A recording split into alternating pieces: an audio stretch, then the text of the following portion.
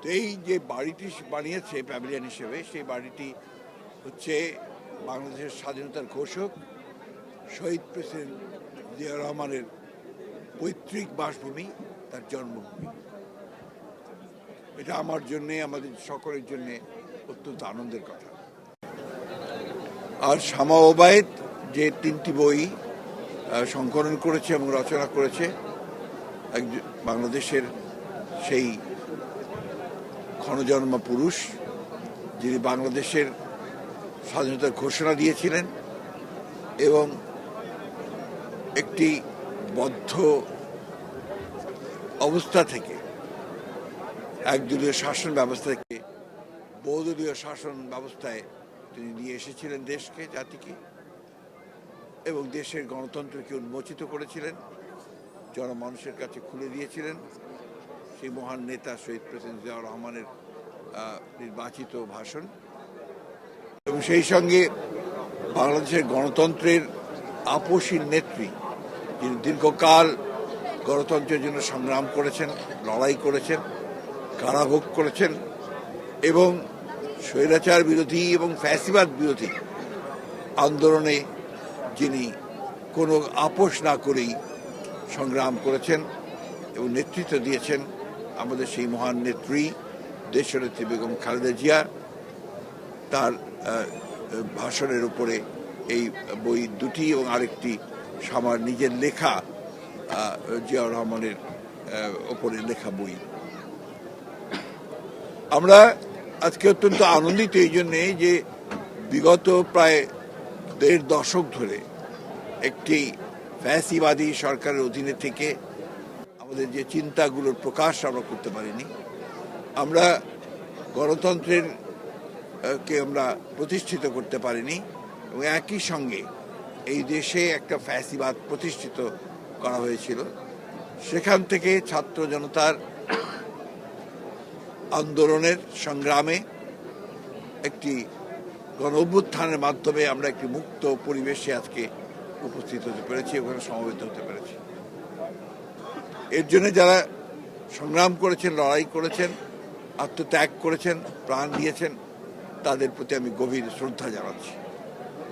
গত July August আন্দোলনে যারা শহীদ হয়েছেন তাদের প্রতি, এবং দীর্ঘ 15 বছরে যারা গণতন্ত্রের জন্যে প্রতিষ্ঠিত করবার জন্যে, গণতন্ত্রকে আপনার প্রতিষ্ঠান হিসেবে পরিণত করবার জন্যে যারা সংগ্রাম করেছেন, লড়াই করেছেন, তাদের প্রতি আমি গভীর শ্রদ্ধা নিবেদন করছি। আমরা আজকে এমন একটি অবস্থায় উপনীত হয়েছি যখন আমরা একটি ফ্যাসিবাদের অবস্থা থেকে গণতন্ত্রের উত্তরণের একটা ট্রানজিশনাল পিরিয়ডের মধ্যে আছি। এই সময়টা আমাদের সবচেয়ে বেশি সতর্ক থাকা প্রয়োজন। আমাদের প্রত্যেকটি মানুষকে তার নিজের দায়িত্ব সম্পর্কে সচেতন থাকা প্রয়োজন।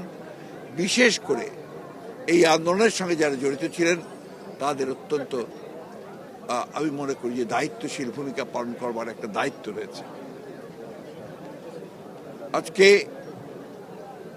একটা মুক্ত পরিবেশ সৃষ্টি হয়েছে, সেই মুক্ত পরিবেশের আমরা দায়িত্বশীলতার সঙ্গে আমাদের ট্রানজিশনাল পিরিয়ডটাকে আমরা অতিক্রম করব।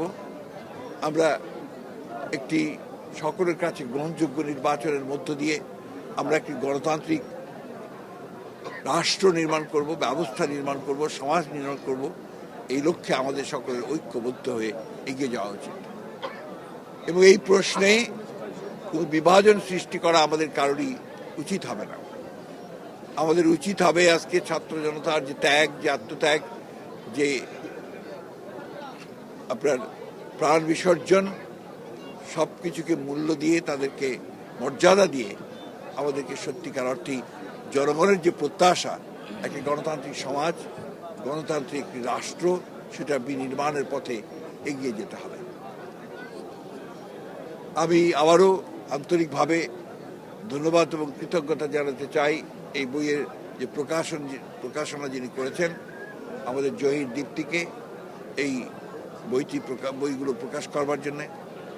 এবং সেই সূত্রে আমি ধন্যবাদ জানাতে চাই আজকের আমাদের জিয়া স্মৃতি পাঠাগার, যেটা এই আন্দোলনের সঙ্গে জড়িত, তার সভাপতি আব্দুল সালাম তাকে এবং এই জিয়া স্মৃতি পাঠাগারের সঙ্গে যারা জড়িত আছেন তাদেরকে। ইতিপূর্বে ফ্যাসিবাদের সময় একটি চক্রান্ত হয়েছিল সমস্ত ইতিহাসকে বিকৃত করবার, এবং সেই ইতিহাস তারা 15 বছর ধরে বিকৃত করেছে। কিন্তু আনন্দের কথা যে আসলে ইচ্ছা করলেই, বিকৃত করলেই আপনার সঠিক ইতিহাসকে কখনো আপনার ভুলে যাওয়া যায় না, সেটাকে আপনার বিকৃত করা সম্ভব হয় না। আজকে এটা প্রতিষ্ঠিত হয়েছে যে মুক্ত চিন্তার মধ্য দিয়েই আমরা আমাদের সঠিক ইতিহাস আমরা জানতে পারি। শহীদ প্রেসিডেন্ট জিয়াউর রহমানের ভাষণ বা তার কীর্তি, এগুলো অত্যন্ত আপনার গবেষণার বিষয়, এবং তার অতি অল্প সময়ের দেশ পরিচালনার সময় আমরা দেখেছি যে কি অসাধারণ সততা, ব্যক্তিত্ব সম্পন্ন এবং দূরদৃষ্টি সম্পন্ন, প্রজ্ঞা সম্পন্ন একজন রাষ্ট্রনায়ক তিনি ছিলেন। অতি অল্প সময়ের মধ্যেই তিনি বাংলাদেশকে সত্যিকার অর্থে একটা আধুনিক গণতান্ত্রিক রাষ্ট্রে পরিণত করবার চেষ্টা করেছিলেন। আমরা দেখেছি দেশনেত্রী বেগম খালেদা জিয়া 9 বছর সেই স্বৈরাচার বিরোধী সংগ্রাম করে রাজপথে থেকে সারা বাংলাদেশে চারণ কবির মতো গণতন্ত্রের গান গেয়ে তিনি গণতন্ত্রকে মুক্ত করেছিলেন, এবং তার মাধ্যমেই কিন্তু গণতন্ত্র আপনার সংসদীয় গণতন্ত্রের প্রবর্তন হয়। আজকে সংস্কারের কথা এসেছে, এবং সংস্কার অবশ্যই আমরা মনে করি যে রাষ্ট্র মেরামতের জন্য সেই পরিবর্তনগুলো দরকার, এবং এটা উপলব্ধি করেই আমাদের দেশনেত্রী বেগম খালেদা জিয়া 2016 সালে তিনি ভিশন 2030 দিয়েছিলেন, যেটা রাষ্ট্র সংস্কারের কথা বলা ছিল, এবং তারই ধারাবাহিকতায় আমাদের ভারপ্রাপ্ত চেয়ারম্যান জনাব তারেক রহমান 2022 সালে তিনি রাষ্ট্র মেরামতের জন্য, রাষ্ট্র কাঠামোকে রূপান্তরের জন্য তিনি 31 দফা দিয়েছিলেন, যার মধ্যে আজকে সংস্কারের যে প্রধান বিষয়গুলো আসছে সেই বিষয়গুলো সমস্তই এর মধ্যে আছে। এই জন্য আমাদের যেটা প্রয়োজন সেটা হচ্ছে মুক্ত চিন্তা করা। প্রত্যেকটি মানুষ, প্রত্যেকটি দল, প্রত্যেকটি যেন তার মতামত প্রকাশ করতে পারে, জনগণ সেই মতামতকে পরীক্ষা নিরীক্ষা করতে পারে, এবং তার মধ্য থেকে তার যেটা প্রয়োজন সেটা সে গ্রহণ করতে পারে। একটা কথা বলা হয়ে থাকে গণতন্ত্রের একটা প্রধান কথা, যে আমি তোমার সঙ্গে একমত হতে নাও পারি, কিন্তু তোমার মত প্রকাশে যে স্বাধীনতা, সেই স্বাধীনতাকে আমি আমার বুকে রক্ত দিয়ে হলেও আমি সেটাকে রক্ষা করব। ওটাই হচ্ছে মূল গণতন্ত্র। আজকে আমরা দুর্ভাগ্যের সঙ্গে লক্ষ্য করি কিছু কিছু মহল থেকে এই প্রচেষ্টা করা হয় একমত না হলেই সে শত্রু হয়ে যায়, এবং তাকে মেলাইন করার জন্য বিভিন্নভাবে আপনার কথা বলা হয়। বিশেষ করে সোশ্যাল মিডিয়াতে একটা ভয়ঙ্কর রকমের একটা প্রবণতা দেখা যায় যে মত প্রকাশের স্বাধীনতাকে আক্রমণ করা হয়। আমি মনে করি মুক্ত চিন্তার বিকাশের জন্য এটা অত্যন্ত অন্তরায়। এই জায়গাগুলো আমাদের অত্যন্ত সচেতনভাবে লক্ষ্য করা উচিত। বিশেষ করে নতুন প্রজন্মের কাছে আমার আহ্বান থাকবে যে আপনারা যে পরিবর্তন ঘটাতে সাহায্য করেছেন, যেটা ঘটিয়েছেন অগ্রণী ভূমিকা নিয়ে, সেটাকে সুসংগত করার জন্য ইতিবাচক চিন্তা করতে হবে, ইতিবাচকভাবে এগিয়ে যেতে হবে, নেগেটিভ চিন্তা থেকে বিরত থেকে, এবং গঠনমূলক পথে এগিয়ে যেতে হবে। এবং সত্যিকার অর্থেই গণতন্ত্রের মূল বিষয়টাই হচ্ছে পরমত সহিষ্ণুতা, সেই জায়গাতেই আমাদের থাকতে হবে। এবং আমি মনে করি যে শহীদ প্রেসিডেন্ট জিয়াউর রহমান এটার সূচনা করেছিলেন। সংস্কার তো তিনি শুরু করেছিলেন। একটা বদ্ধ একটা রাজনৈতিক ব্যবস্থা ছিল, একদলীয় শাসন ব্যবস্থা, বাকশাল, সেখান থেকে তিনি নিয়ে এসেছিলেন বহুদলীয় গণতন্ত্র, মুক্ত সংবাদপত্র। এটা অনেকেই ভুলে গেছে, আজকাল অনেকেই জানেন না হয়তো এই জেনারেশন, যে সেই বাকশালের মধ্য দিয়ে সমস্ত সংবাদপত্রকে নিষিদ্ধ করা হয়েছিল। শহীদ প্রেসিডেন্ট জিয়া রহমান সেটাকে মুক্ত করে দিয়েছিলেন, মৌলিকাধিকারগুলো ফিরিয়ে দিয়েছিলেন। আর আমাদের দেশের বেগম খালেদা জিয়া তিনি এই পরিবর্তনের মধ্য দিয়ে সংসদীয় গণতন্ত্রকে ফিরিয়ে নিয়ে এসেছিলেন, এবং তত্ত্বাবধায়ক সরকারের যে বিধান, অর্থাৎ আমরা যেটা বলছি যে নির্বাচনের সময় নিরপেক্ষ সরকারের ব্যবস্থা থাকা উচিত, সেই জায়গাটায় তিনি নিয়ে এসেছিলেন, সেটাকে সংবিধানে সন্নিবিষ্ট করেছিলেন। আজকে আবার সেই প্রশ্ন এসেছে, এবং আজকে সবাই প্রায় একমত হচ্ছে যে বাংলাদেশে যে রাজনৈতিক সংস্কৃতি, সেই সংস্কৃতির প্রেক্ষিতে আমাদের এমন একটা ব্যবস্থা থাকা উচিত যাতে করে ওই নির্বাচনকালীন সময়ে আপনার একটা নিরপেক্ষ সরকার থাকে। সেটার দিকেই আমরা এগিয়ে যাচ্ছি।